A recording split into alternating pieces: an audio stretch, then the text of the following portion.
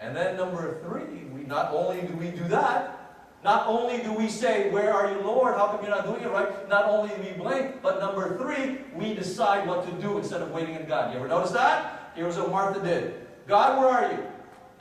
Number 2, can you please tell her to help me?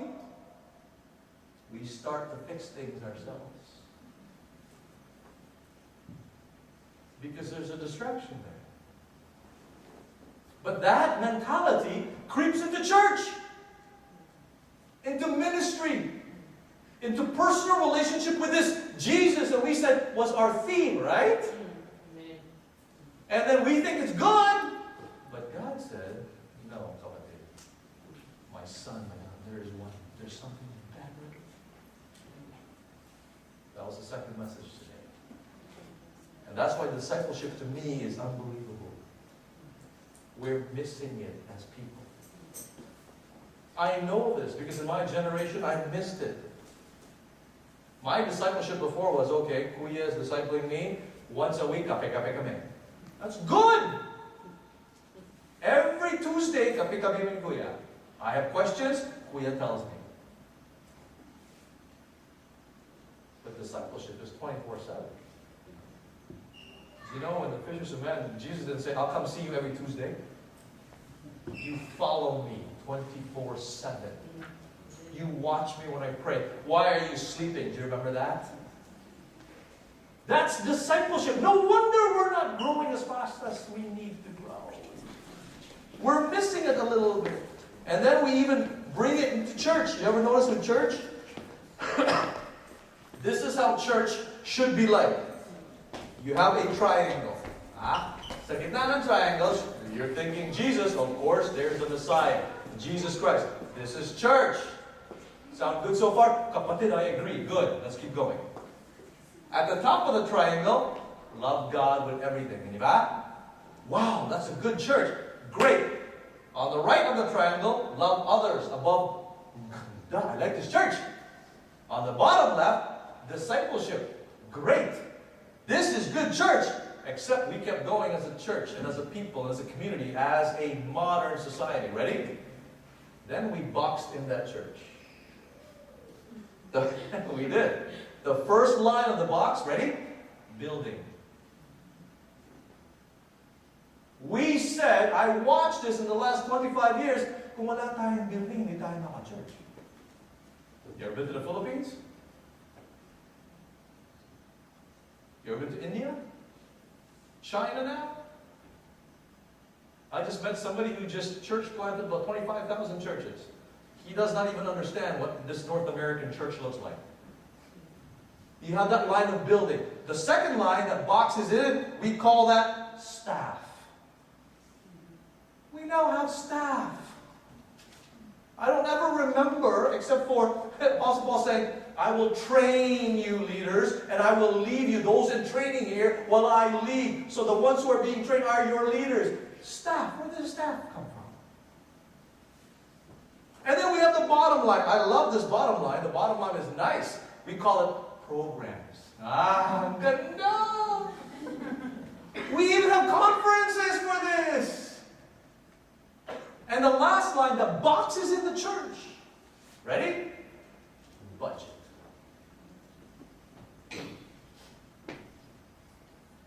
Now the church is boxed in. Now, like Mary and Martha, I didn't say those things are bad. Those things are blessings, but they also can be hindrances. This is where discipleship is needed. How can I show you? How can we work together to do discipleship? Because, folks, this is pace. There. You know, every time I do that, somebody dies in the world. Every second. What are we doing about it?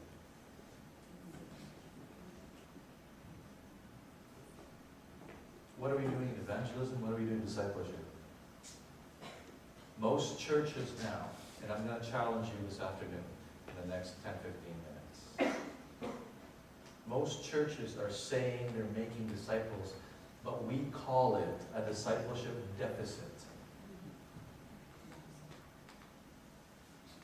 We're making people who want, but we're not making disciples.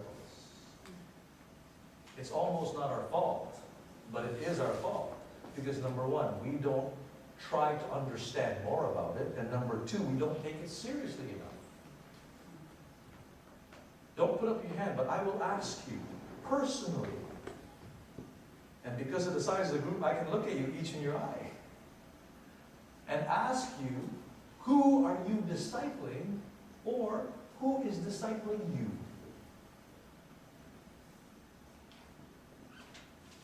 And some churches can't even put up 10 hands. And I said, what happened? Why are we not doing this?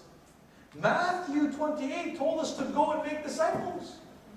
Matthew 28 didn't say go and get staff and programs and get a building. Go and make disciples. There's 3 reasons why we have to do discipleship, and I will challenge you. And at the end of the message, I'm going to personally challenge you again. There's 3 reasons why we need discipleship. And you now can see this not only in the area, but in the churches that you know and that you visit. Number 1, fidelity of Christ. How are we faithful to Christ if we're not discipling? Number 2, integrity of the church. We're losing the doctrines of the church. It's getting too soft. Why? Even for me. I hear kids, I work with young people. Kuya, I want to go to church, but, ready? Here's the new term coined and since 2006, 2007 to present. Is it seeker friendly? What does that mean? If you define to me what a seeker is, I'll tell you if it's friendly. If it's a wrong seeker, how can I be friendly? If you're not friendly, how do you know I'm friendly? Is it seeker friendly? To me, that question is dangerous because to me, are you willing to compromise for my benefit? Is that what it means? Then no, we're not seeker friendly. Even some churches, they say, this is what we believe. I said, well, that's the wrong statement already. This is what we teach is the right statement. It's open to everybody, but I will tell you what I'm going to teach you. I'm not going to curve it. I'm not going to change it. This is what I'm going to teach. The gospel. And of course, why discipleship is important? Expansion of the glory of God. So we start with 1. Hey, this is like a lecture that I did with young people. And I tell you, they're on fire now in discipleship. Number 1, what I call faithfulness or fidelity to Christ or of Christ. You, brothers and sisters, know that we are called not to convert people around us. We're called to share. You know, God didn't even call you to be successful. That's not up to you. Lest you boast. Lest you get puffed up with pride. Kasi ako. Ang galing ko. Nakikita mo, marami akong kilala. Magaling ako mag-invite. We are called to be faithful. But that's everything in life. God does the growing. God does the success. But you see what happened with the churches? We become result and data oriented. That we miss our goal. What was your goal? A number goal or a faithfulness goal? Iba. We are focusing too much on data. Bilang. Magkano? Hoy, yung bank account natin, ganda na. I remember one meeting I had in a church group, and they said, Brother Marvin, can you sit in the meeting? Yes. And one of the leaders said, Brother Marvin, we can't do that ministry because we're bankrupt. I said, kapatid, you're looking at the church budget wrong. Sabi niya, ano ibig sabihin? Pakita mo yung spreadsheet. Look at that. Here's a bank account. The statements. Okay, sabi ko, kapatid, mali. Ilan tayo dito? 2, 4, 6. Okay, so, mga 40. So, sabihin ko sa inyo, itong account ng simbahan na to. I said, brother, you're looking at the budget of the church differently. You know how much that church has? He goes, kapatid, how do you know? I know. God knows. God looks at all of your bank accounts. Not the account of the church. It's not the problem that it's not there. The problem is bringing it from here to the storehouse according to Malachi. So I go into some church and ang laki ng budget nito. Ha? How do you know? Ang dami ninyo. Ang dami ninyo. Pero kapatid, nahihirapan kami. Ibig sabihin, hindi problema yung budget nyo dito. Problema niyo yung bring it from here. Bakit hindi ko kasi dito? But discipleship, that's part of it. We lose that when we're looking too much at this, instead of looking at life. The way that God looks at life.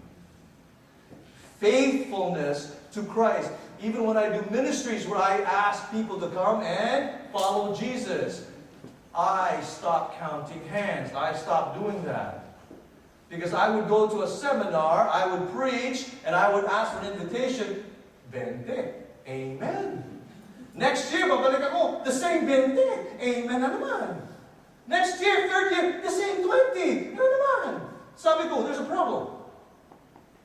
Let's stop counting hands and start counting discipling. We take those 20, kapatid, 1, 2, 3, 4, 5. You're mature Christians. Take one of them each for a year and talk to them. That's discipleship. But we, as people, we stop. After they get converted, yay! Converted si ate, yay! Okay, excuse me, my program kami.